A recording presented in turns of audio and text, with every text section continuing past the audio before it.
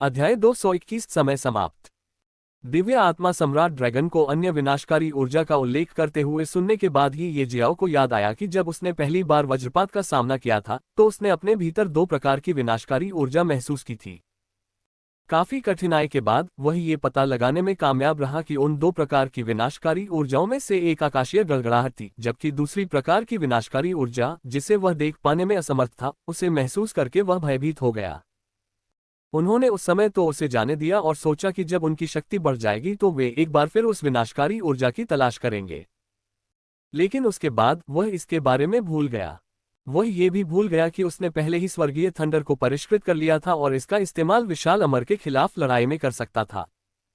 अब जब दिव्य आत्मा सम्राट ड्रैगन ने विनाशकारी ऊर्जा का उल्लेख किया तो ये जियाओ को अचानक एहसास हुआ कि वह वास्तव में ऐसे शक्तिशाली विनाशकारी समर्थन के बारे में भूल गया था।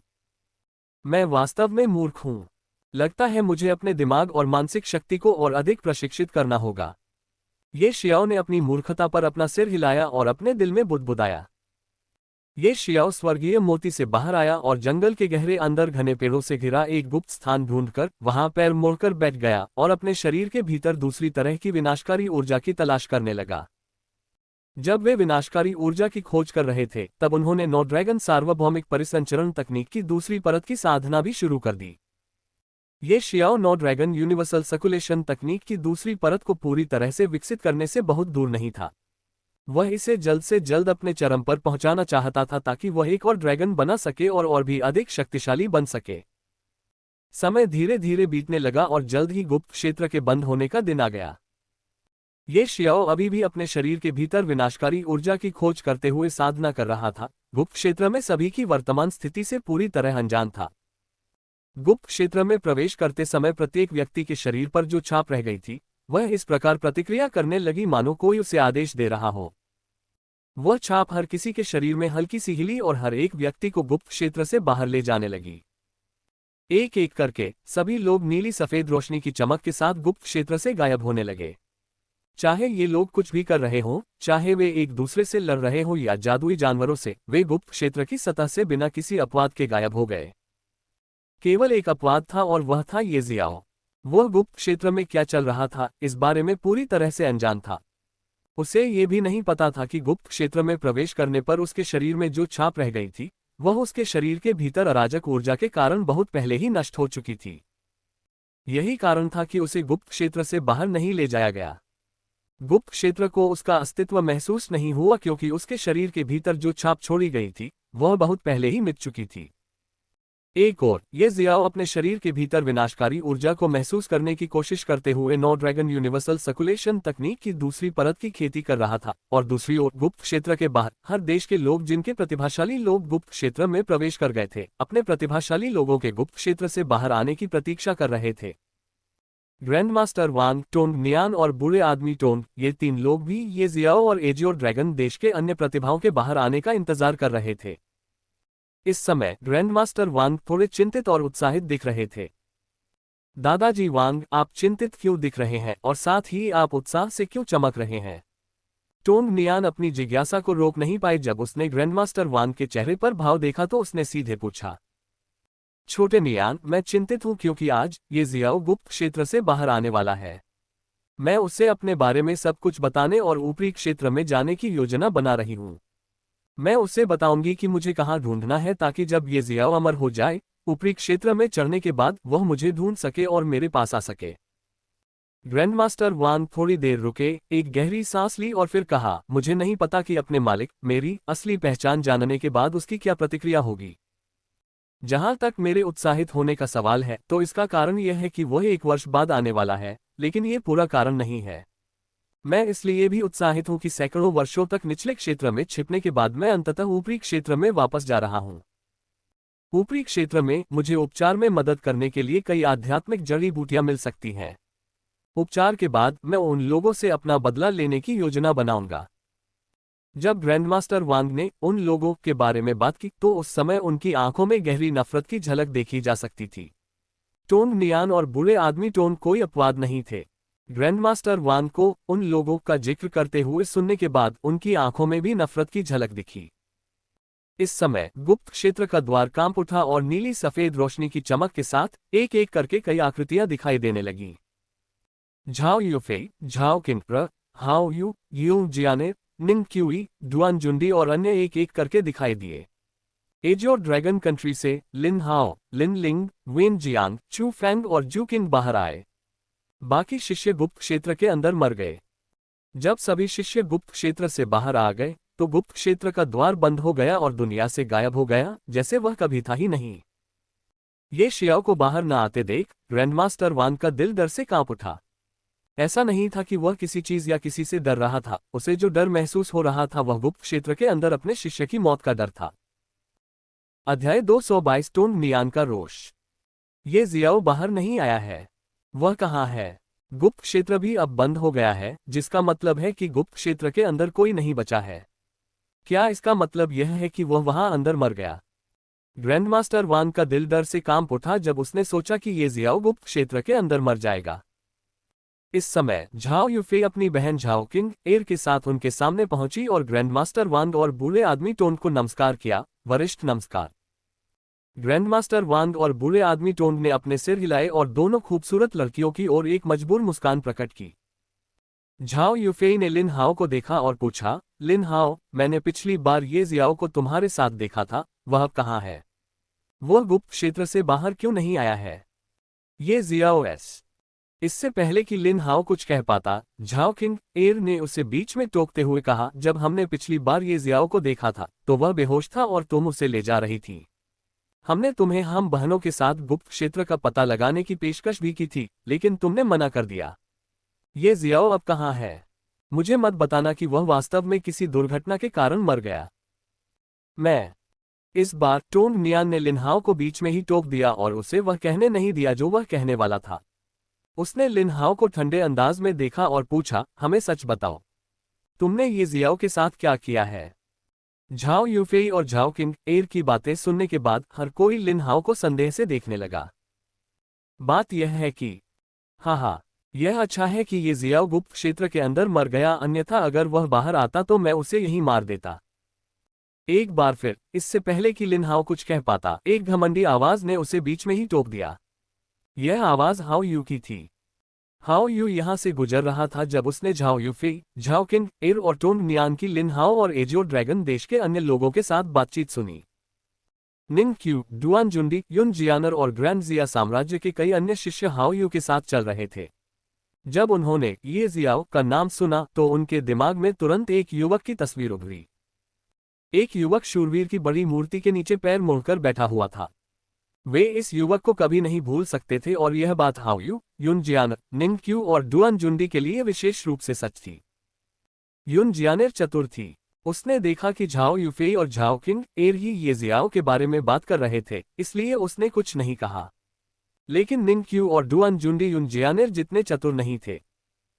हाओ यू को ये जियाओ को मारने की बात करते देख उन्होंने भी ये जियाओ को कोसना शुरू कर दिया। निंग क्वी ने कहा, भाई हाओ ने जो कहा वह सच है।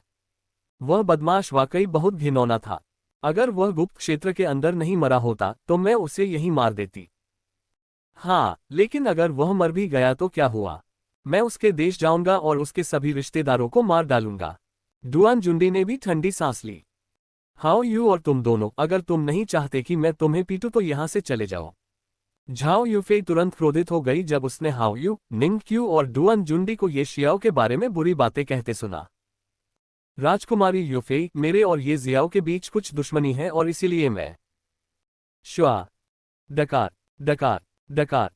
इससे पहले कि हाओ यू अपनी बात पूरी कर पाता, एक बहुत ही भयानक दबाव ने तुरंत उस पर, निंग क्यू और डुआन जुंडी पर दबाव डाला, जिससे उन्हें जमीन पर घुटने टेकने और कई बार खून उगलने पर मजबूर होना पड़ा। यह दबाव इतना भयानक था कि इसने यहां मौजूद सभी अन्य लोगों को भी सचेत कर दिया। झाओ किंग और झाओ यूफेई के दादा भी अपवाद नहीं थे। उन्होंने इस दबाव के स्रोत को देखा और टोंग नियान के गुस्से वाले चेहरे और हवा में लहराते बालों को देखा। एक साल पहले जब उसने टोंग नियान को देखा था तो उसे लगा था कि वह सरल नहीं है, लेकिन अब उसे समझ में आया कि उसने अभी भी टोंग नियान को कम आंका था। टोंग नियान सरल नहीं थी, बल्कि अब तक उसने जितनी भी खतरनाक महिलाएं देखी थीं, उनमें से सबसे खतरनाक थी। भले ही वह एक ऐसा अस्तित्व था जो मार्शल पूर्वज क्षेत्र से बहुत पहले ही आगे निकल चुका था और मार्शल संत क्षेत्र के 5वें चरण में था, फिर भी वह टोंग नियान की आभा के तहत दबाव महसूस करता था। इसके अलावा टोंग नियान उसे नहीं बल्कि 3 युवकों को निशाना बना रहा था, लेकिन फिर भी वह इस हद तक दबाव में था कि उसे सांस लेने में कठिनाई महसूस होने लगी। ये दबाव, क्या वह एक पीक मार्शल सेंट रियल मार्शल आर्टिस्ट है? वह बहुत छोटी है, लेकिन उसके पास पहले से ही पीक मार्शल सेंट रियल की साधना है। क्या इसका मतलब यह नहीं है कि उसके पास ऊपरी दायरे में चढ़ने का एक बड़ा मौका है? आखिर ये लड़की कौन है और एजियो ड्रैगन कंट्री के साथ उसका क्या रिश्ता है, जो कि सिर्फ एक तीसरी श्रेणी का देश है? इस समय झाओ यूफेई के दादा के मन में कई सवाल उठे। वह इतना हैरान था कि वह बिना पलक झपकाए टोंग नियान को देखता रहा। हाओ यू, निंगक्यू और डुअन जुंडी दबाव को सहन करने में असमर्थ थे और सीधे बेहोश हो गए। उनके शरीर की हड्डियां भी अनगिनत टुकड़ों में टूट गई थीं। वे जीवित थे या नहीं, यह अज्ञात था। युन जियानर और अन्य कमजोर प्रतिभाशाली लोग तुरंत बेहोश हो गए और जमीन पर गिर पड़े। ये सौभाग्य की बात थी कि टोंग नियान उन पर निशाना नहीं साध रहा था। फिर भी उनके मुंह से खून बह रहा था। झाओ यूफेई भी बेहोश हो गई। यहां मौजूद युवा पीढ़ी में से केवल झाओ किंग, र और लिन हाओ ही थे जो टोंग नियान के भयानक दबाव को सहन करने में सक्षम थे। ड्रैगन, ग्रैंडमास्टर वांग और बूढ़े आदमी टोंग झाओ किंग, र से एक ड्रैगन की बहुत कमजोर आभा महसूस करके आश्चर्यचकित थे। शायद यही कारण था कि वह भयानक दबाव को सहन करने में सक्षम थी और अपनी चेतना नहीं खोई। झाओ किंग एर को ग्रैंडमास्टर वांग की बात सुनकर आश्चर्य हुआ, लेकिन इस बार उसे ज्यादा सोचना नहीं था। उसने दबाव को सहने पर ध्यान केंद्रित किया ताकि वह अपनी छोटी बहन की तरह बेहोश न हो जाए। अध्याय 223 जीवन ऊर्जा। अमर, आप वास्तव में अमर हैं। जब लिन हाओ ने टोंग नियान की भयानक आभा को महसूस किया तो वह इतना हैरान हो गया कि वह एक पल के लिए बोल नहीं सका। लेकिन उसके आश्चर्य का कारण झाओ यूफेई के दादा और अन्य लोगों से अलग था। इस तरह की आभा उसने पहले भी महसूस की थी। उसने इसे विशाल से महसूस किया जब ये जियाओ और विशाल एक दूसरे के अंतिम हमले के तहत संघर्ष कर रहे थे। उसने इस आभा को बूढ़े आदमी से भी महसूस किया जिसे उसने और ये जियाओ ने आत्मा बंधन सितारा सरनी से मुक्त किया था जो उसे सील कर रही थी। वह इस तरह की आभा को भूल नहीं सकता, लेकिन अभी इस तरह की आभा टोंग नियान से निकल रही थी। इसका मतलब क्या है? इसका मतलब है कि टोंग नियान पहले से ही अमर थी। वह कम से कम अमर आधार क्षेत्र के प्रारंभिक चरण में थी। जब ग्रैंडमास्टर वांग और बूढ़े आदमी टोंग ने लिन हाओ की बात सुनी तो वे भी चौंक गए। उन्होंने नहीं सोचा था कि लिन हाओ अमर लोगों के बारे में जानता है और बता सकता है कि टोंग नियान एक अमर था। अगर तुम अमर हो तो इसका मतलब है कि वे भी। लिन हाओ अभी भी सदमे में था। उसने मौजूदा स्थिति से कुछ समझा और ग्रैंडमास्टर वांग और बूढ़े आदमी टोंग को चौड़ी आंखों से देखा। वह जानता था कि खजाना मंडप के मंडप मास्टर और ग्रैंड मास्टर वांग पुराने दोस्त थे और चून की टोंग नियान इतनी कम उम्र में ही अमर थी, इसलिए उसके दादा बूढ़े टोंग का भी अमर होना तय था। और चून की बूढ़े आदमी टोंग और ये जियाओ के गुरु पुराने दोस्त थे, तो इस बात की बहुत संभावना थी कि ग्रैंड मास्टर वांग भी अमर थे। जब टोंग नियान ने लिन हाओ की बात सुनी तो वह भी हैरान रह गई। अब जाकर उसे होश आया। उसने अपनी आभा वापस खींची, लिन हाओ की ओर देखा और ठंडे स्वर में पूछा, तुम्हें कैसे पता चला कि मैं एक अमर साधक हूं? तुम कोई साधारण युवक नहीं लगते, तुम कौन हो? तुमने ये जियाओ के साथ क्या किया है? लिन हाओ ने एक लंबी सांस ली और कहा, मैंने ये जियाओ के साथ कुछ नहीं किया है। ये जियाओ मेरा दोस्त है, मैं उसके साथ कुछ भी बुरा कैसे कर सकता हूं?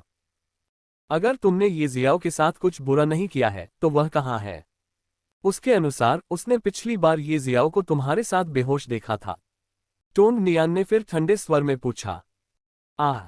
लिन हाओ ने आह भरी और कहा, हाँ, वह सही कह रही है।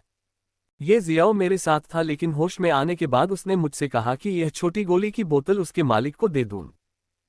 ये कहते हुए लिन हाओ ने वह छोटी गोली की बोतल निकाली जो ये जियाओ ने उसे अपने मालिक को देने के लिए दी थी और उसे ग्रैंडमास्टर वांग की ओर फेंक दिया। ग्रैंडमास्टर वांग ने गोली की बोतल पकड़ी और उसका ढक्कन खोला। जैसे ही उन्होंने गोली की बोतल खोली, गोली की बोतल से एक बहुत ही सघन जीवन ऊर्जा आसपास के क्षेत्र में फैल गई। ये है। ग्रैंडमास्टर वांग को आश्चर्य हुआ जब उन्होंने सघन जीवन ऊर्जा को महसूस किया। न केवल वह, बल्कि बूढ़े आदमी टोंग नियान, झाओ किंग, र और बाकी सभी जो अभी भी होश में थे, सघन जीवन ऊर्जा को महसूस करने के बाद आश्चर्यचकित थे। ग्रैंडमास्टर वांग ने तरल पदार्थ की एक हरी बूंद को देखा जो एक चमकीले छोटे मोती की तरह थी, जो गोली की बोतल के अंदर हीरे की तरह चमक रही थी। घनी जीवन ऊर्जा से भरी हवा में सांस लेते ही उन्हें लगा कि उनकी चोटें ठीक हो रही हैं। ग्रैंडमास्टर वांग ने जल्दी से गोली की बोतल पर ढक्कन लगाया और जीवन ऊर्जा को बाहर निकलने से रोक दिया। फिर उन्होंने इसे सावधानीपूर्वक अपने स्थानिक वलय के अंदर संग्रहित कर दिया। बूढ़े वांग, वह चीज क्या थी? क्या वह किसी तरह की गोली है? ये वास्तव में इतनी सघन जीवन ऊर्जा उत्सर्जित कर रही थी। बूढ़ा आदमी टोंग ये देखने में असमर्थ था कि गोली की बोतल के अंदर क्या था, लेकिन वह हवा में फैलती सघन जीवन ऊर्जा को भी महसूस कर सकता था। चूंकि उसे नहीं पता था कि गोली की बोतल के अंदर क्या है, इसलिए उसने सीधे ग्रैंडमास्टर वांग से पूछा। ग्रैंडमास्टर वांग ने गहरी सांस ली और चौंकते हुए कहा, मुझे नहीं पता कि यह क्या है, लेकिन यह मेरे लिए बहुत महत्वपूर्ण है। यह मुझे पूरी तरह से ठीक कर सकता है। मैं इतने लंबे समय से जीवित हूं, लेकिन मैंने अपने पूरे जीवन में ऐसी चीज कभी नहीं देखी या सुनी है। यह ऐसी चीज है जो ऊपरी क्षेत्र में भी नहीं मिल सकती और मैं इसकी गारंटी दे सकता हूं। सचमुच, ये तो बढ़िया है। बूढ़े टोन को बहुत खुशी हुई जब उसने सुना कि ग्रैंडमास्टर वांग अब पूरी तरह से ठीक हो सकते हैं। ये जियाओ ने मुझे पहले भी बताया था कि अंदर की चीज उसके मालिक के लिए बहुत महत्वपूर्ण है। मुझे नहीं पता कि उस गोली की बोतल के अंदर क्या है और मुझे ये भी नहीं पता कि ये जियाओ को गोली की बोतल के अंदर की वह चीज कैसे मिली। लिन हाओ ने कहा। तो वह हमेशा से जानता था कि मैं घायल था। गुप्त क्षेत्र में भी वह मेरे बारे में सोच रहा था। ग्रैंडमास्टर वांग ये शियाओ की उसके प्रति भावनाओं को देखकर भावुक हो गया। क्या तुम्हें पता है वह कहाँ है? ग्रैंडमास्टर वांग ने एक बार फिर पूछा। इस बार लिन हाओ ने अपना सिर हिलाया और कहा, मुझे नहीं पता कि वह अभी कहाँ है।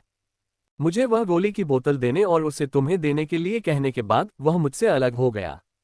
लेकिन उसने मुझसे कहा कि मैं तुम्हें बता दूं कि एक दिन वह भविष्य में तुमसे फिर से मिलेगा। ग्रैंडमास्टर वांग ने अपना सिर हिलाया और फिर आसपास के लोगों की ओर देखा और कहा, हर कोई कृपया यहाँ जो कुछ भी हुआ उस पर ध्यान न दें। इन 3 शरारती बच्चों के अलावा मैं गारंटी देता हूं कि यहाँ हर व्यक्ति बेहोश है। वे घायल नहीं हैं, वे बस अपनी चेतना खो चुके हैं। ये कहने के बाद ग्रैंडमास्टर वांग ने अपना हाथ हिलाया। हवा की एक लहर हर दिशा में फैल गई और एजियो ड्रैगन कंट्री के बेहोश शिष्य हवा में तैरने लगे।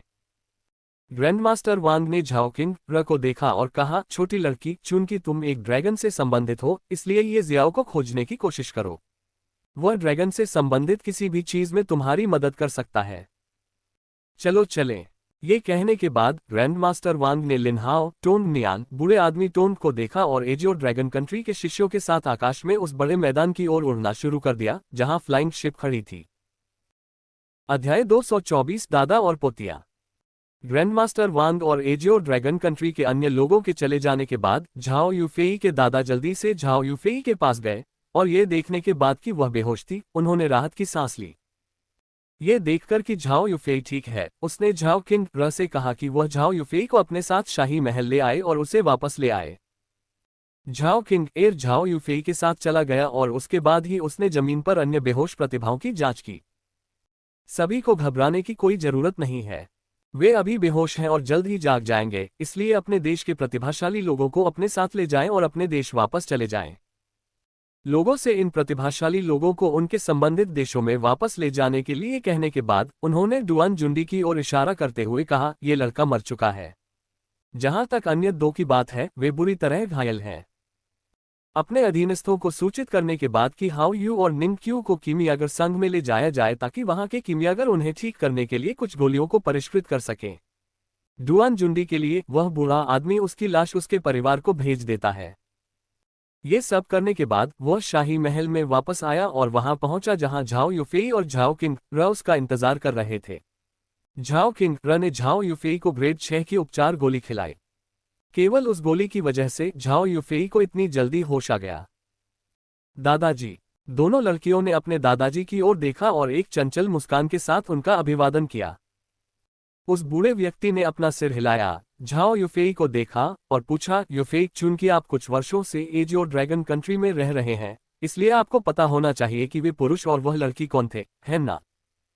ये सुनकर झाओ यूफेई की चंचल मुस्कान गायब हो गई और वह गंभीर हो गई। जब उसने टोंग नियान की भयानक आभा के बारे में सोचा तो वह डर से कांपने से खुद को रोक नहीं पाए। दादाजी, मैं उस लड़की के बारे में ज्यादा नहीं जानता। मैं सिर्फ इतना जानता हूं कि वह एजियो ड्रैगन कंट्री के ट्रेजर पवेलियन में काम कर रही थी और उसके बगल में बैठा बूढ़ा आदमी उस ट्रेजर पवेलियन का मालिक था। जहां तक दूसरे बूढ़े आदमी की बात है, वह कीमिया का ग्रैंडमास्टर वांग था। झाओ यूफेई ने जवाब दिया। वह लड़का कौन है जिसे वे खोज रहे थे? उस बूढ़े आदमी ने एक बार फिर पूछा। उसका नाम ये जियाओ है। मैंने सुना है कि वह ग्रैंडमास्टर वांग का एकमात्र शिष्य है। झाओ यूफेई ने धीरे से उत्तर दिया। ग्रैंडमास्टर वांग ने अपना सिर हिलाया और फिर उन्होंने किंग र की ओर देखा और कहा, किंग र, ग्रैंडमास्टर वांग ने तुम्हें अपने शिष्य की खोज करने के लिए कहा था और उनका शिष्य ड्रैगन से संबंधित किसी भी चीज में तुम्हारी मदद कर सकता है। क्या तुम जानती हो क्यों? मुझे नहीं पता। झाओ किंग र ने अपना सिर हिलाया और जवाब दिया। फिर अचानक जैसे उसे कुछ याद आया, उसने एक बार फिर कहा, दादाजी, क्या आपको ड्रैगन के खून की वह बूंद याद है जिसे आपने पहले मुझे अवशोषित करने में मदद की थी ताकि मैं उस मार्शल आर्ट का सफलतापूर्वक अभ्यास कर सकूं? हाँ, क्या ये जियाओ नाम के उस लड़के से संबंधित है? हाँ, ड्रैगन के खून की वह बूंद मुझे ये जियाओ ने दी थी। हम वैसे तो संभावना बहुत कम है, लेकिन अगर ये जियाओ नाम का वो लड़का कभी गुप्त क्षेत्र से बाहर आ गया तो। उस बूढ़े आदमी ने गहराई से सोचा और कहा, दादाजी, मैं और ये शियाओ पहले से ही बहुत अच्छे दोस्त हैं। ये झाओ यूफेई ने कहा था। ओह, क्या ऐसा है? अच्छा, अगर वह गुप्त क्षेत्र से बाहर आता है तो तुम दोनों लड़कियां उसका दिल जीतने की कोशिश करोगी। अगर वह तुम दोनों में से किसी को पसंद करने लगे तो वह हमारे साम्राज्य के लिए बहुत सारे लाभ लाएगा। उसके गुरु और अन्य दो निश्चित रूप से कोई साधारण लोग नहीं हैं। वह छोटी लड़की इतनी कम उम्र में ही पीक सेंट दायरे में थी। उसने अकेले अपनी आभा से ही लगभग सभी को मार डाला था और इसका कारण ये था कि किसी ने ये जियाओ के लिए कुछ बुरे शब्द कहे थे। अगर तुम दोनों में से कोई एक या तुम दोनों उस लड़के ये जियाओ से शादी कर लेते तो हम उसके जरिए उन 3 लोगों के साथ अपने रिश्ते को विकसित कर सकते हैं और हमारा ग्रैंड जिया साम्राज्य और भी ज्यादा शक्तिशाली बन सकता है। जब झाओ यूफेई और झाओ किंग र ने अपने दादा की बात सुनी तो उन दोनों के चेहरे शर्म से लाल हो गए। झाओ किंग र ने अपने दादा की ओर देखा और कुछ नाराजगी के साथ कहा, दादाजी, किसी का समर्थन पाने के लिए आप अपने हम लोगों की बलि देने की कोशिश कर रहे हैं। नहीं, तुम गलत हो। मैं तुम दोनों की बलि नहीं दे रहा हूं। जरा सोचो, 3 और मार्शल सेंट रियल साधकों के सहयोग से हमारा देश कितना शक्तिशाली बन सकता है। और दादाजी, बहुत हो गया। मैं थक गया हूं। मैं थोड़ी देर आराम करने जा रहा हूं। झाओ किंग र ने अपने दादा की बात पूरी नहीं होने दी। वह उठकर चली गई। हालांकि वह पहले ही ये जियाओ से मिल चुकी थी और उसके बारे में उसकी अच्छी धारणा थी, लेकिन उसने कभी भी ये जियाओ को उस तरह से नहीं देखा जिस तरह से उसके दादा उसे देखने के लिए कह रहे थे। उसके दादाजी ने कभी भी उसे या उसकी बहन को किसी के प्रति भावनाएं विकसित नहीं करने दी। उन्होंने हमेशा उसे खेती करने और शक्तिशाली बनने के लिए कहा और उनके अनुसार किसी के लिए भावनाएं विकसित करना समय की बर्बादी है। लेकिन अब वह वास्तव में उसे ये जियाओ को आकर्षित करने और उससे प्यार करने के लिए कह रहा था। खैर, ये वह बात नहीं थी जिसके बारे में उसे महसूस हुआ। उसे जो बुरा लगा वह ये था कि उसके दादा वास्तव में उसे और उसकी बहन को अपने देश को शक्तिशाली बनाने के लिए एक उपकरण के रूप में इस्तेमाल कर रहे थे। जब झाओ किंग र चली गई तो झाओ यूफेई भी जाने के लिए खड़ी हो गई। उसने कहा, दादाजी, मुझे लगता है कि मुझे भी चले जाना चाहिए। ये कहते हुए वह भी अपने दादा को पीछे छोड़कर लाल चेहरे के साथ चली गई। उसके दादा ने भी झाओ यूफेई को देखा और समझ गए कि झाओ यूफेई के मन में पहले से ही ये जियाओ के लिए भावनाएं थीं। हाओ यू और निंगक्यू को झाओ यूफेई के दादा के अधीनस्थों द्वारा अल्केमिस्ट एसोसिएशन में लाया गया था। उन्हें कुछ गोलियां खिलाने के बाद दोनों को होश आ गया, लेकिन जल्द ही पता चला कि उनकी मेरिडियन बुरी तरह से गड़बड़ा गई थी और कुछ आंतरिक चोटें भी थीं जिन्हें ठीक होने में सालों लगेंगे। अपनी यह हालत देखकर ये जियाओ के प्रति उनकी नफरत एक बार फिर बढ़ गई।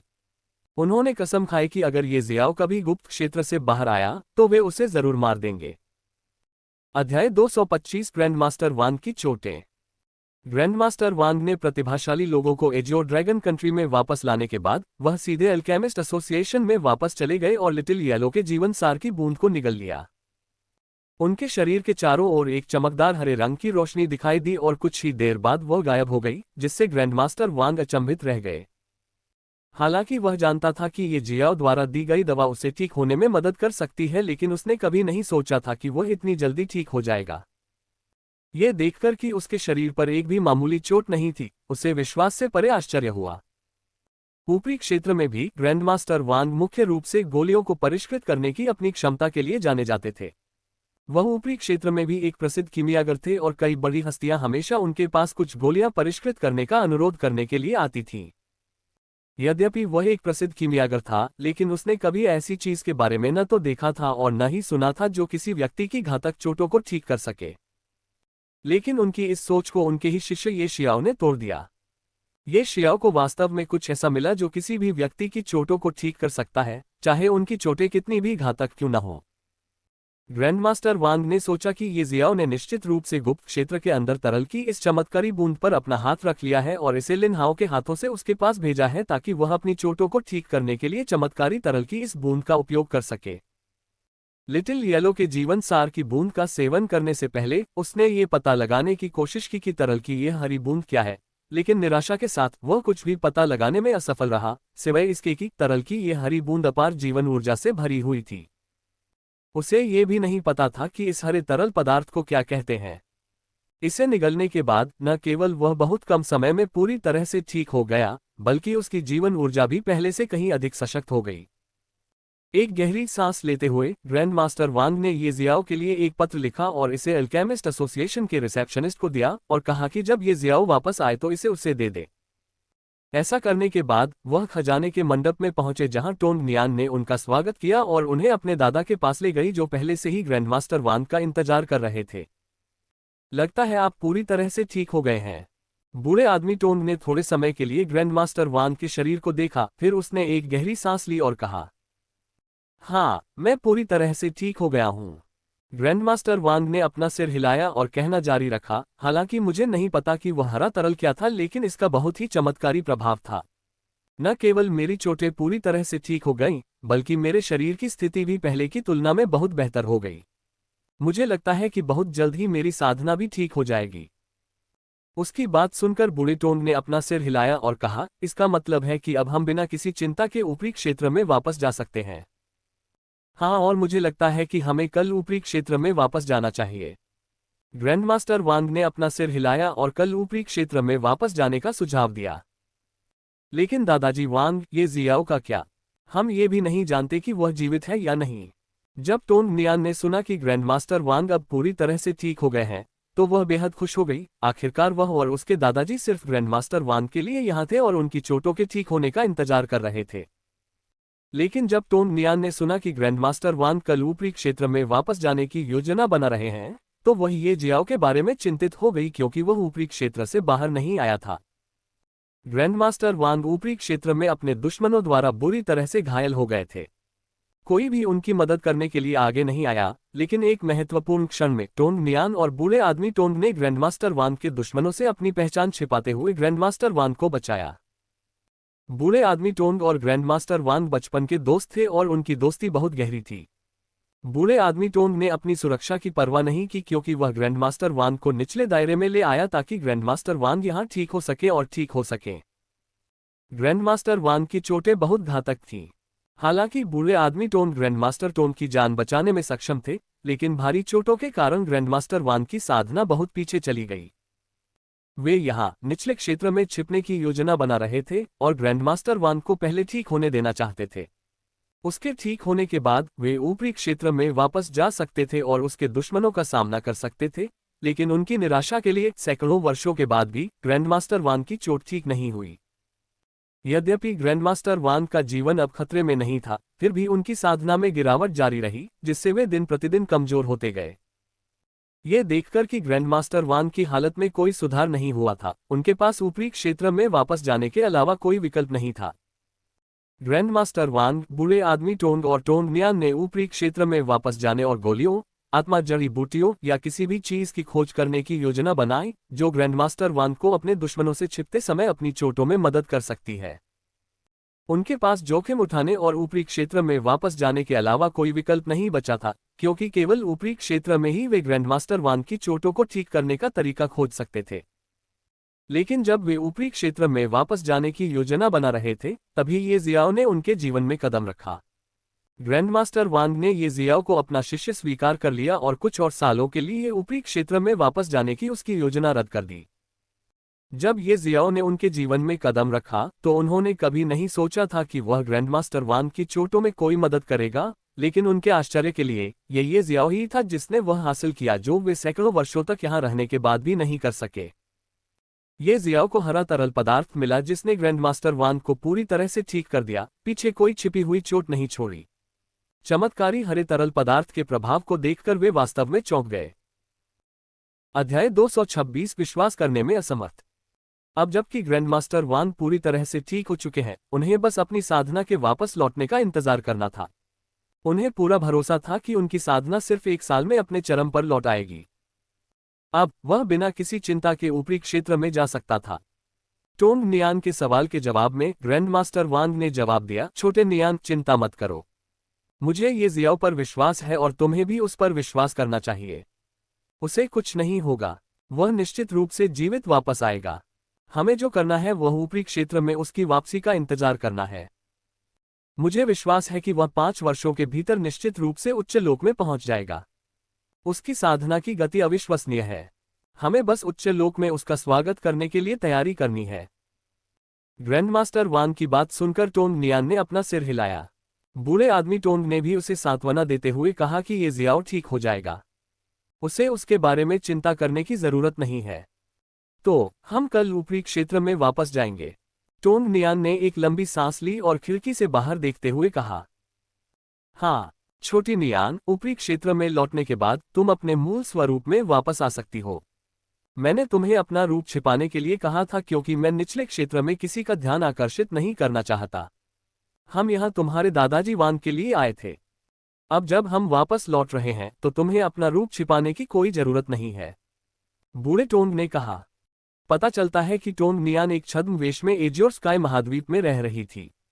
उसका असली रूप और लुक वास्तव में कुछ और ही है और यह उसके दादाजी थे जिन्होंने उसे छद्मवेश धारण करने के लिए कहा था। टोंग नियान ने अपना सिर हिलाया और कुछ नहीं कहा। अंडस्को श्वेत हिम संप्रदाय अंडस्को। एक अधेड़ उम्र की महिला सिंहासननुमा कुर्सी पर बैठी थी जबकि एक युवक और युवती उसके सामने खड़े थे। सिंहासन पर बैठी महिला श्वेत हिम संप्रदाय की नेता थी जबकि उसके सामने लिन हाओ और लिन लिंग खड़े थे। क्या आप ये कह रहे हैं कि जिस दुनिया में हम रह रहे हैं वह अनगिनत निचले लोकों में से एक है? गुप्त लोक में आप एक अमर व्यक्ति से मिले जिसने आपसे वादा किया था कि वह आपको अपना शिष्य स्वीकार करेगा और आपको तथा एक अन्य व्यक्ति को अपने साथ ऊपरी लोक में ले जाएगा। एजियोर ड्रैगन देश में लौटने के बाद लिन हाओ सीधे लिन लिंग के साथ व्हाइट स्नो सेक्ट में अपने गुरु व्हाइट स्नो सेक्ट के संप्रदाय गुरु से मिलने के लिए चली गई। उससे मिलने के बाद उसने उसे सब कुछ बताया कि वह अमर से कैसे मिला और अमर ने उससे क्या वादा किया। उसने उसे ये भी बताया कि वह लिन लिंग को अपने साथ ऊपरी क्षेत्र में ले जाना चाहता था। लिन हाओ ने जो भी बातें उससे बताईं वे उसके लिए नहीं थीं। उसे ये भी नहीं पता था कि वह जिस दुनिया में रह रही थी वह अनगिनत निचले लोकों में से एक थी। ऊपरी लोक भी था जो निचले लोक से ज्यादा उच्च स्तरीय दुनिया थी। ऊपरी लोक वह दुनिया है जहां अमर लोग रहते हैं। श्वेत हिम संप्रदाय की नेता बहुत लंबे समय तक लिन हाओ पर विश्वास नहीं कर पाए। वह बार बार ऊपरी क्षेत्र और अमर लोगों के बारे में कई सवाल पूछती रही। हाँ वरिष्ठ, नीला आकाश महाद्वीप अनगिनत निचले क्षेत्रों में से केवल एक है। मुझे इस प्रश्न का उत्तर कितनी बार देना होगा? लिन हाओ ने फिर से उसे उत्तर दिया लेकिन इस बार वह नाराज लग रहा था। बार बार एक ही सवाल सुनकर वह कैसे परेशान नहीं होता? आखिर वह कोई संत नहीं था, उसे भी गुस्सा, दुख और खुशी का एहसास होता है। श्वेत हिम संप्रदाय के संप्रदाय नेता ने कुछ देर सोचा फिर कहा, लिन हाओ, आप स्पष्ट रूप से जानते हैं कि लिन लिंग मेरी एकमात्र शिष्या है और वह व्यक्ति है जिसे मैं अपने श्वेत हिम संप्रदाय के अगले संप्रदाय नेता के रूप में नियुक्त करने की योजना बना रहा हूं। अब आप मुझे बता रहे हैं कि एक व्यापक दुनिया है जहां अमर मौजूद है और आप वहां जा रहे हैं और लिन लिंग को मेरे साथ लाना चाहते हैं। ऐसा नहीं है कि मैं तुम पर विश्वास नहीं करता। बात बस इतनी है कि यह मामला मेरे लिए बहुत चौंकाने वाला है। तुमने कहा था कि अमर देवता बर्फ के पहाड़ पर तुम्हारा इंतजार कर रहे होंगे, है ना?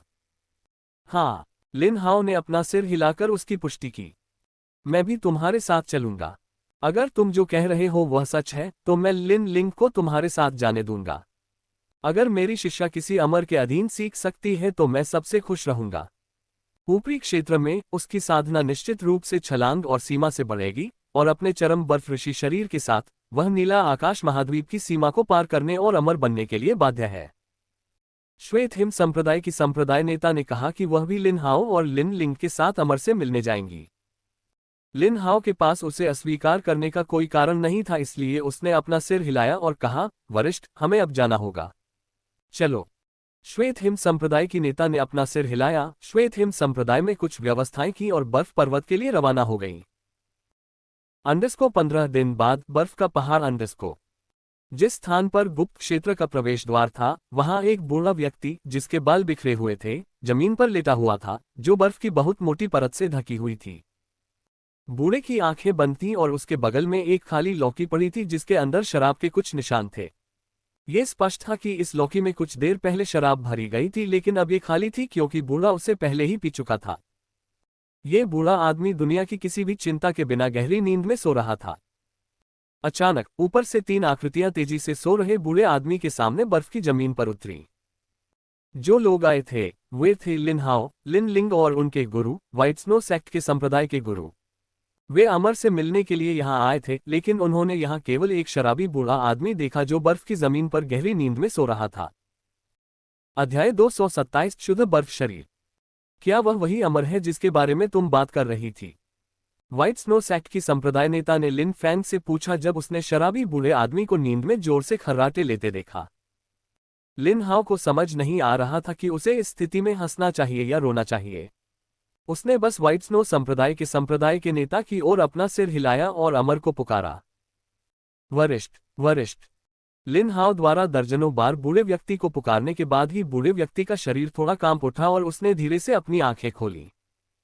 यह देखकर कि यह लिन हाओ था, वह बैठ गया और बोला, छोटे दोस्त, मैं बहुत लंबे समय से तुम्हारा इंतजार कर रहा था। ये कहने के बाद उसने लिन लिंग और उसके गुरु की ओर देखा और फिर से कहा, मैंने आपसे एक और व्यक्ति को अपने साथ ऊपरी क्षेत्र में लाने का वादा किया था, लेकिन आप 2 लोगों को ले आए। मैं आपको बता रहा हूं, मैं नहीं करूंगा। इससे पहले कि वह अपना वाक्य पूरा कर पाता, मानो उसने श्वेत हिम संप्रदाय के नेता में कुछ देखा हो, वह चिल्ला उठा, शुद्ध हिम शरीर। फिर उसने लिन लिंग को ध्यान से देखा। वह गहरी सांस लेने से खुद को रोक नहीं सका और अत्यधिक आश्चर्य से भरी धीमी आवाज में बोला, अत्यंत बर्फ ऋषि शरीर। जब श्वेत हिम संप्रदाय के संप्रदाय गुरु ने उसे सुना तो वह विश्वास करने लगी कि लिन फैंग ने जो उन्हें बताया था वह सच था। आखिरकार इस बूढ़े व्यक्ति ने लिन लिंग के शरीर को उसी क्षण पहचान लिया था जब उसने उसे देखा था। लेकिन एक बात ने उसे उलझन में डाल दिया और वही ये कि बूढ़ा आदमी उसे देखते हुए शुद्ध बर्फ शरीर कह रहा था। उसने इस तरह के शरीर के बारे में पहले कभी नहीं सुना था, इसलिए उसने अपने हाथों को कप के आकार में मोड़ते हुए पूछा, वरिष्ठ, क्या आप मुझे बता सकते हैं कि शुद्ध बर्फ शरीर क्या है और आपने मुझे देखते हुए ये नाम क्यों पुकारा? क्योंकि आपके पास शुद्ध बर्फ शरीर है। हालांकि शुद्ध बर्फ शरीर चरम बर्फ ऋषि शरीर जितना दुर्लभ और शक्तिशाली नहीं है, ये बहुत कमजोर भी नहीं है। मैंने कभी नहीं सोचा था कि मैं निचले क्षेत्र में 2 प्रकार के दुर्लभ शरीर देखूंगा, बूढ़े आदमी ने जवाब दिया। जब श्वेत हिम संप्रदाय की संप्रदाय प्रमुख ने उसकी बात सुनी तो वह चौंक गई। खुद उसे भी अपने शरीर के बारे में पता नहीं था, लेकिन एक बात ने उसे फिर से परेशान कर दिया, इसलिए उसने पूछा, वरिष्ठ, आपके अनुसार मेरे पास एक दुर्लभ शुद्ध हिम शरीर है, लेकिन अगर यह सच है तो पिछले दर्जनों वर्षों में मेरी साधना में जरा भी वृद्धि क्यों नहीं हुई? अगर मेरे पास एक दुर्लभ शरीर है तो मेरी साधना की गति तेज होनी चाहिए, है ना? तुम सही हो, लेकिन क्या होगा अगर तुम्हारी साधना तकनीक गलत हो? गलत से मेरा मतलब है कि अगर तुम्हारी साधना तकनीक तुम्हारे शरीर के लिए उपयुक्त नहीं है तो तुम्हारी साधना नहीं बढ़ेगी। इसके बजाय तुम हमेशा अपनी वर्तमान साधना और अपनी साधना क्षेत्र के अगले चरण के बीच एक तरह की अड़चन महसूस करोगे। बूढ़े आदमी ने उसे धैर्यपूर्वक उत्तर दिया। उसकी बात सुनकर श्वेत हिम संप्रदाय की संप्रदाय नेता ने एक लंबी सांस ली, क्योंकि बूढ़े व्यक्ति ने जो कहा वह सच था। उसे अपनी वर्तमान साधना और साधना क्षेत्र के अगले चरण के बीच अड़चन महसूस हुई और कई बार कोशिश करने के बाद भी वह अपनी साधना में सफलता हासिल करने में असमर्थ थी। तो तुम तीनों, क्या तुम मुझे अपने गुरु के रूप में स्वीकार करोगे? बूढ़े व्यक्ति ने अचानक कुछ कहा जो लिन हाओ, लिन लिंग और उसके गुरु व्हाइट स्नो संप्रदाय के संप्रदाय नेता के दिमाग में बम की तरह फट गया। क्या तुमने हम तीनों के बारे में कहा? लिन हाओ ने आश्चर्य से बूढ़े आदमी की ओर देखा और पूछा। हाँ, तुम सही हो। मैंने तुम तीनों से पूछा था, क्या तुम तीनों मुझे अपना स्वामी स्वीकार करोगे? बूढ़े व्यक्ति ने फिर से अपना सिर हिलाया और मुस्कुराते हुए पूछा। तीनों को आश्चर्य हुआ, लेकिन वे जानते थे कि यह जीवन में मिलने वाला एक ही मौका है। अगर वे इसे नहीं पकड़ पाए तो यह उनके हाथों से छूट जाएगा और कभी वापस नहीं आएगा। हालांकि मैं तुम्हें सिर्फ इसलिए अपना शिष्य बनाना चाहता था क्योंकि तुमने मेरी मदद की थी, लेकिन इन दो लड़कियों को देखने के बाद मैं उन्हें भी अपना शिष्य बनाने से खुद को नहीं रोक सका। बूढ़ा व्यक्ति हंसा और बोला। जब व्हाइट स्नो संप्रदाय की नेता ने बूढ़े आदमी को अपनी लड़की कहकर पुकारते हुए सुना तो वह शर्मिंदा महसूस करने से खुद को नहीं रोक पाए। वह स्पष्ट रूप से एक मध्यम आयु वर्ग की महिला थी, लेकिन बूढ़ा आदमी उसे लड़की कह रहा था।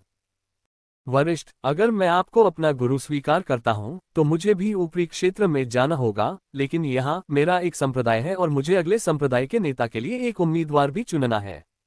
इस सब में कुछ समय लगेगा। श्वेत हिम संप्रदाय के संप्रदाय नेता ने एक पल के लिए हिचकिचाहट की और आखिरकार अपनी चिंता व्यक्त करने का फैसला किया। बूढ़े ने उसकी बात सुनकर सिर हिलाया। उसने कुछ देर सोचा और फिर कहा, ठीक है, तो मैं तुम्हें 2 महीने देता हूं। 2 महीने में तुम अपने संप्रदाय के लिए जो कुछ भी करना है, करो। इन 2 महीनों में मैं तुम्हारे संप्रदाय में रहूंगा और 2 महीने बाद मैं तुम तीनों को लेकर ऊपरी लोक में चला जाऊंगा। धन्यवाद वरिष्ठ। श्वेत हिम संप्रदाय के संप्रदाय नेता ने राहत की सांस ली और बूढ़े व्यक्ति को धन्यवाद दिया। फिर उन तीनों ने बूढ़े व्यक्ति को अपना गुरु मानकर अभिवादन किया। उस बूढ़े व्यक्ति ने संतोष में अपना सिर हिलाया और दोनों महिलाओं से कहा, अपने संप्रदाय में वापस जाने के बाद मैं तुम दोनों को एक उपयुक्त साधना तकनीक दूंगा। लिन हाओ के लिए किसी अलग साधना तकनीक की कोई आवश्यकता नहीं है।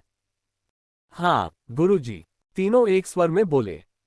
हालांकि लिन लिंग को थोड़ा अजीब लगा क्योंकि अब उसका मालिक उसी मालिक के अधीन उसकी वरिष्ठ प्रशिक्षु बहन थी, लेकिन वह क्या कर सकती थी?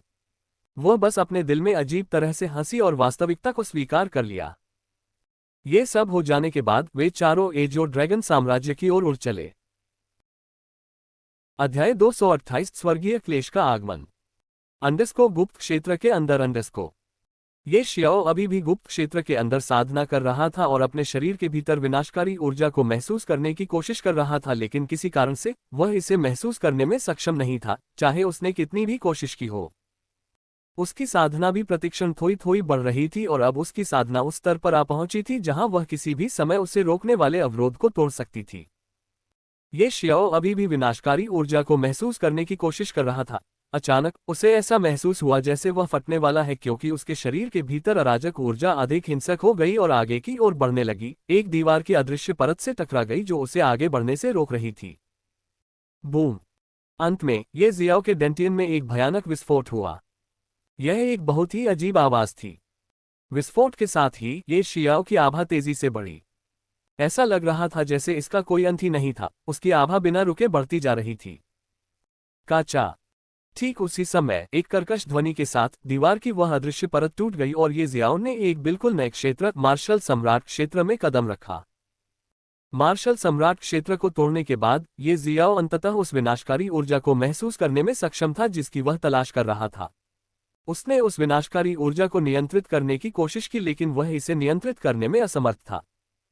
जब उन्होंने विनाशकारी ऊर्जा को नियंत्रित करने की कोशिश की तो उन्हें लगा कि विनाशकारी ऊर्जा किसी तरह उनकी अपनी ही एक हिस्सा थी, वह इस समय इसे नियंत्रित करने में असमर्थ थे। अचानक पहले से धूप वाला और बादल रहित आकाश काले बादलों से अंधेरे में बदल गया। ये शियाओ ने आकाश की ओर देखा और देखा कि गड़गड़ाहट और बिजली की चमक के साथ काले बादल हजारों मील के क्षेत्र को ढक रहे हैं। स्वर्गीय संकट! ये देखकर ये शियाओ को तुरंत समझ आ गया कि स्वर्ग एक बार फिर उसे निशाना बना रहा है, नहीं चाहता कि वह मजबूत बने। वह गहरी सांस लेने से खुद को रोक नहीं सका। अब सब कुछ आप पर निर्भर करता है। यदि आप स्वयं भी क्लेश से नहीं निपट सकते तो आप स्वर्गीय मोती पाने के योग्य कैसे हो सकते हैं? इस समय ये जियाओ ने अपने मन में दिव्य आत्मा सम्राट ड्रैगन की आवाज सुनी। ये जियाओ को उसे कोसने का मन हुआ। वह अभी अपनी खुद की ऊर्जा को भी नियंत्रित नहीं कर पा रहा था और मार्शल सम्राट दायरे में घुसने के बाद उसके शरीर के भीतर पहले से ही अराजक ऊर्जा और भी अधिक हिंसक हो गई। वह कुछ कहने ही वाला था कि दिव्य आत्मा सम्राट ड्रैगन ने एक बार फिर कहा, मुझे पता है कि तुम अभी अपनी आत्मिक ऊर्जा को नियंत्रित नहीं कर सकते, इसलिए मैं तुम्हें एक सलाह देता हूं। अपने शरीर के भीतर उस विनाशकारी ऊर्जा को नियंत्रित करो। वह ऊर्जा कोई साधारण ऊर्जा नहीं है, ये स्वर्ग से ही आई है। इसलिए यदि तुम इसे बहुत कम समय के लिए भी नियंत्रित करने में कामयाब हो गए, तो स्वर्ग तुम्हें ढूंढ नहीं पाएगा और तुम कुछ समय के लिए स्वर्गीय संकट से बच सकते हो। मैं समझ नहीं पा रहा हूं कि तुम क्या कहना चाह रहे हो। तुमने कहा कि मेरे शरीर के भीतर विनाशकारी ऊर्जा स्वर्ग से ही आती है। ये कैसे संभव है, और अगर यह सच है तो मुझे इसका कोई आभास क्यों नहीं है? ये जियाओ समझ नहीं पाया कि दिव्य आत्मा सम्राट ड्रैगन क्या कह रहा था, इसलिए उसने दिव्य आत्मा सम्राट ड्रैगन से पूछा, तुम इतना क्यों झल्ला रहे हो? बस विनाशकारी ऊर्जा को नियंत्रित करने की कोशिश करो। ये स्वर्ग भक्षण करने वाला दिव्य ड्रैगन था जिसने इस ऊर्जा को निगल लिया था जब स्वर्गीय दाव की आंख ने तुम पर हमला किया था। तुम्हें निश्चित रूप से इसका कोई आभास नहीं है क्योंकि उस समय तुम बेहोश थे। दिव्य आत्मा सम्राट ड्रैगन ने कहा, तुम मुझे और अधिक उलझन में डाल रहे हो। स्वर्गीय दाव की आंख क्या है? मैं क्या? गड़गड़ाहट, गड़गड़ाहट, धमाका। इससे पहले कि ये जियाओ कुछ और कह पाता, काले बादलों में गड़गड़ाहट विस्फोटक रूप से गड़गड़ाहट के साथ आकाश में फट गई, जिससे कुछ क्षणों के लिए पूरा गुप्त क्षेत्र प्रकाशित हो गया। आवाज इतनी तेज थी कि ये शियाओ के कान सुन्न हो गए और कुछ पलों तक उसे कोई आवाज सुनाई नहीं दी। उसने अपने दोनों कानों पर 4-5 बार हल्के से थपथपाए और तब जाकर उसके कान फिर से ठीक से काम करने लगे। उसने आसमान की तरफ देखा और पाया कि गड़गड़ाहट शुरू हो चुकी है। ये स्पष्ट था कि आकाश अपना पहला हमला करने की तैयारी कर रहा था। अरे, मेरे पास समय नहीं है, मुझे जल्द से जल्द उस ऊर्जा को नियंत्रित करने की आवश्यकता है। जिस क्षण से तुम्हें स्वर्ग भक्षण करने वाले दिव्य ड्रैगन ने निगल लिया था, तब से तुम मेरे द्वारा नियंत्रित होने के लिए नियत थे। अब तुम मेरी हो, इसलिए कृपया मुझे तुम्हें नियंत्रित करने दो। अभी केवल एक ही चीज है जो मुझे वज्रपात से बचा सकती है, वह है तुम। ये शियाओ ने धीमी आवाज में कहा और अपने शरीर के भीतर विनाशकारी ऊर्जा को नियंत्रित करने की कोशिश पर पूरी तरह ध्यान केंद्रित किया। नियंत्रण, नियंत्रण, नियंत्रण, नियंत्रण, मुझे तुम्हें नियंत्रित करने दो, तुम लानत ऊर्जा। ये जियाओ ने धीमी आवाज में कहना शुरू किया और जैसे जैसे वह कहता रहा, उसकी आवाज भी तेज होती गई। और वाक्य के अंत में वह जोर से चिल्लाया, मानो उसके शरीर के भीतर की विनाशकारी ऊर्जा ने उसकी चीख सुनी हो। वह अचानक बहुत अधिक उतार चढ़ाव करने लगी और इस समय ये जियाओ को लगा जैसे वह इस ऊर्जा के 1% से भी कम को नियंत्रित कर सकता है। यह विनाशकारी ऊर्जा आत्मिक ऊर्जा और उसके शरीर के भीतर किसी भी अन्य प्रकार की ऊर्जा से अलग थी, और इस वजह से यह उसके शरीर के भीतर अन्य प्रकार की ऊर्जा के साथ हिंसक नहीं हुई। ये जियाओ के पास और अधिक ऊर्जा को नियंत्रित करने का प्रयास करने का समय नहीं है। हालांकि यह केवल 1% से भी कम था, लेकिन बिना समय बर्बाद किए उसने इसे नियंत्रित किया और इस ऊर्जा का उपयोग करके अपने चारों ओर लाल पारदर्शी ऊर्जा अवरोध की एक बहुत पतली परत बना ली। वाह! गड़गड़ाहट, गड़गड़ाहट। जिस क्षण ये शियाओ ने अपने शरीर के भीतर विनाशकारी ऊर्जा का उपयोग करके ऊर्जा अवरोध बनाया, मानो आकाश में गड़गड़ाहट का कहर अपने लक्ष्य से भटक गया। एकत्रित गड़गड़ाहट बिखर गई और पीछे गड़गड़ाहट और बिजली के साथ काले बादल रह गए। अध्याय 229 स्वर्गीय दाव की आंख। यद्यपि ये जियाओ पर हमला करने के लिए एकत्र हुई गड़गड़ाहट बिखर गई थी, फिर भी काले बादलों से आकाश में बिजली की अनगिनत चिंगारियां चमक रही थीं, मानो अपना खोया हुआ लक्ष्य ढूंढने की कोशिश कर रही हो। गड़गड़ाहट, धमाका। अपना लक्ष्य न पा सकने के कारण मानो वह क्रोधित हो गया हो। पूरे गुप्त क्षेत्र में गड़गड़ाहट की एक जोरदार गड़गड़ाहट गूंज उठी और जब ये गड़गड़ाहट समाप्त होने वाली थी तो एक विस्फोटक ध्वनि सुनाई दी।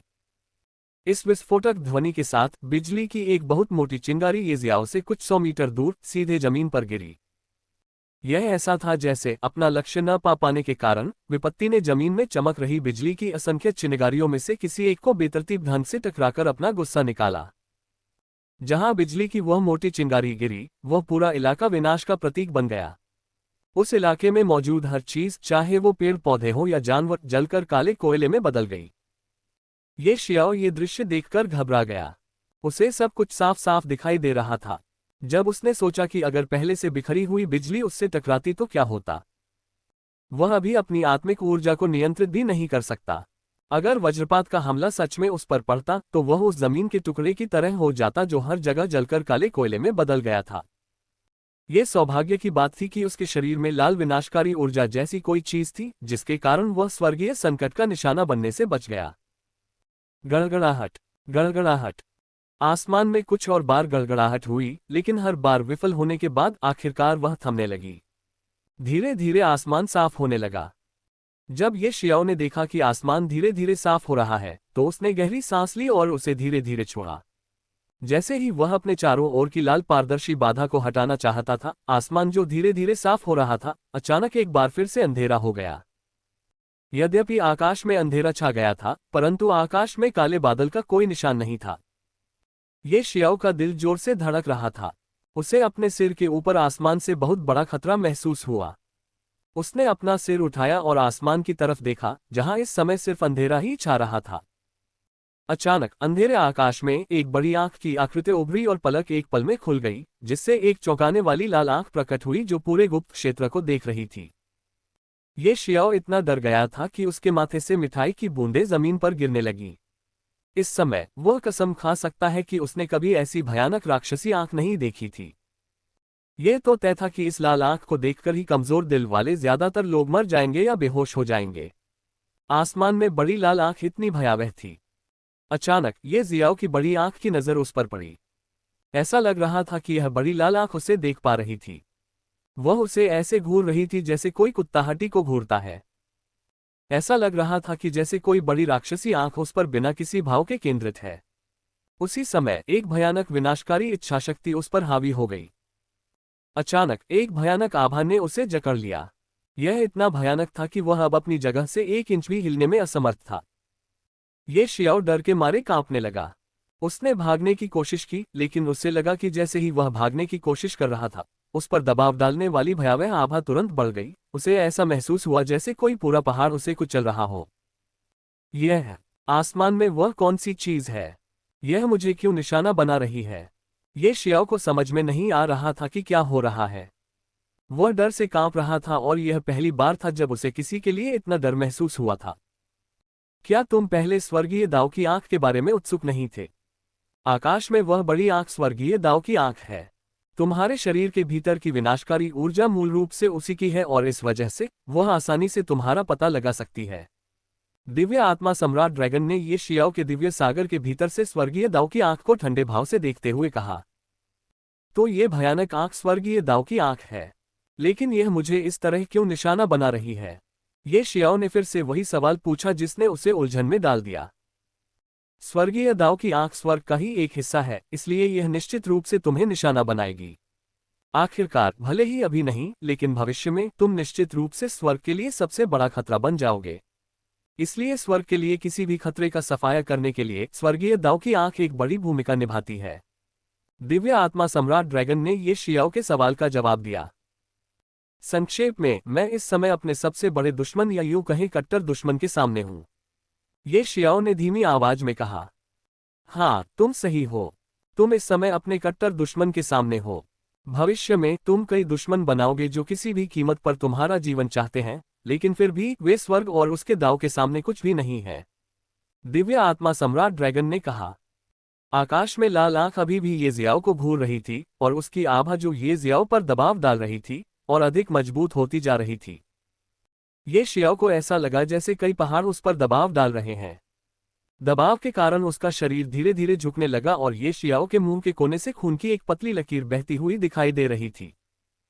जब ये शियाओ ने वर्तमान स्थिति देखी, तो पहले तो वह समझ नहीं पाया कि स्वर्गीय दाव की आंख अपनी आभा क्यों दिखा रही है, उसे अपनी आभा से दबा रही है। लेकिन जब उसका शरीर अब और सहन करने में सक्षम नहीं रहा और धीरे धीरे झुकने लगा, तभी उसे समझ में आया कि स्वर्गीय दाव की आंख उसे अपने सामने घुटने टेकने के लिए मजबूर कर रही थी। अध्याय 230 घृणा। जब ये जियाओ यह समझने में सक्षम हुआ कि स्वर्गीय दाव की आंख क्या करने की कोशिश कर रही थी, तो उसके दिल में आकाश में बड़ी लाल आंख की ओर स्वतः ही सतर्कता बढ़ गई। उसके दिल से अपार घृणा की भावना उभरी जो और गहरी होती गई, और कुछ ही क्षणों के बाद ये जियाओ अपनी आंखों में केवल घृणा के साथ बड़ी लाल आंख को देख रहा था।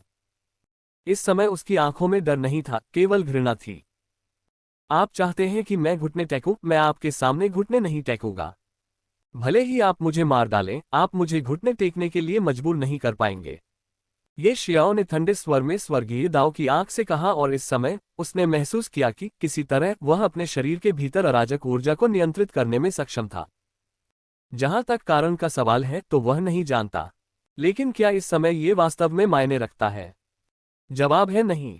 इससे कोई फर्क नहीं पड़ता। जो बात मायने रखती है वह यह है कि वह कुछ समय के लिए अपने शरीर के भीतर की अराजक ऊर्जा को नियंत्रित करने में सक्षम था। रूपांतरित हो जाओ, ये शियाओ ने अपने दिल में चिल्लाया और तुरंत एक विशाल काले ड्रैगन में बदल गया जिसके शरीर पर सुंदर सुनहरे पैटर्न थे।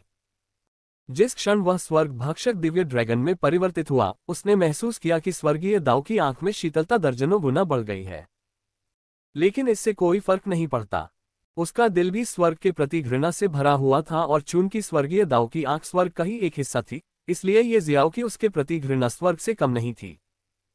आसमान में बड़ी लाल आंख तेजी से चमकी और श्व की आवाज के साथ प्रकाश की एक मोटी लाल किरण एक सीधी रेखा में ये जियाओ की ओर तेजी से बढ़ी। प्रकाश की यह लाल किरण पूरी तरह से एक अत्यंत हिंसक विनाशकारी ऊर्जा से भरी हुई थी। यदि विनाशकारी ऊर्जा की यह किरण गुप्त क्षेत्र से टकराती तो 50% से अधिक संभावना थी कि वह पूरी तरह नष्ट हो जाएगा। खा जाओ। ये शियाओ ने अपना बड़ा ड्रैगन मुंह खोला और उसके मुंह के सामने एक बड़ी काली दरार दिखाई दी।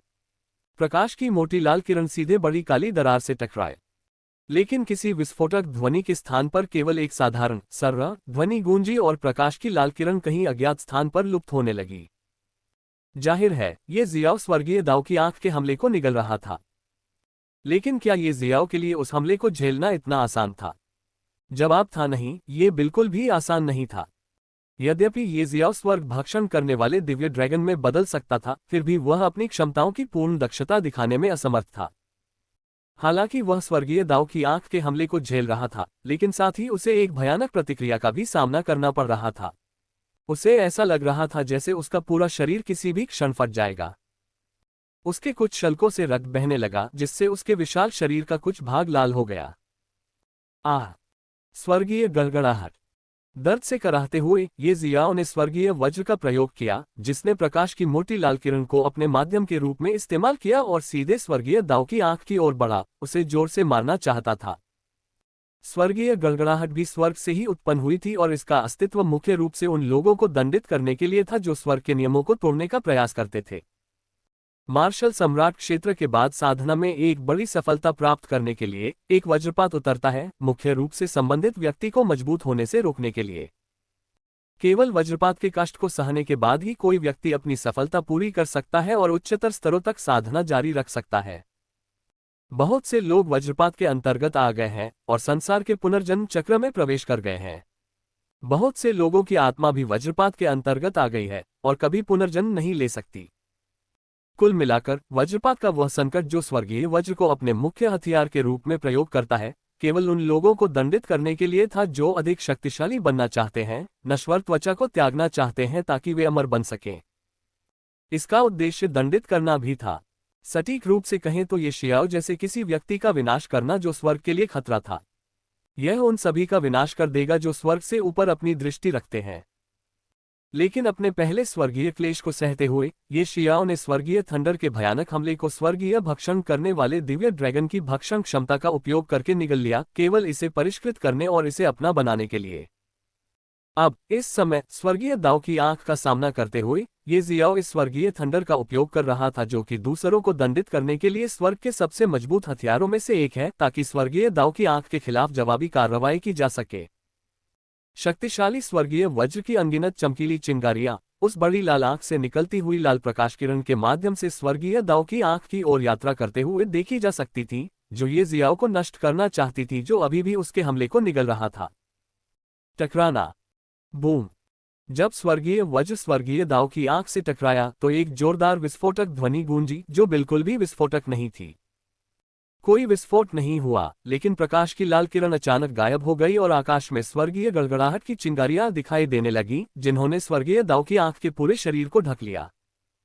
ये शियाओं ने स्वर्गीय दाऊ की आंख में दर्द का संकेत देखा, जो तुरंत अपनी ठंडी अवस्था में वापस आ गई। कुछ देर सोचने के बाद उसे लगा कि शायद उसे भ्रम हो रहा है। स्वर्गीय दाऊ की आंख जैसी कोई चीज जो वास्तव में स्वर्ग का ही एक हिस्सा है, वह दर्द कैसे महसूस कर सकती है? लेकिन जो भी था, कम से कम अभी के लिए विनाशकारी ऊर्जा की वह लाल किरण गायब हो गई, जिससे ये जियाओ को सांस लेने का मौका मिल गया। ठीक इसी समय ये शियाओ को लगा कि अराजक ऊर्जा पर उसका नियंत्रण खत्म होने लगा है। वह स्पष्ट रूप से महसूस कर सकता था कि वह किस गति से अराजक ऊर्जा पर नियंत्रण खो रहा था।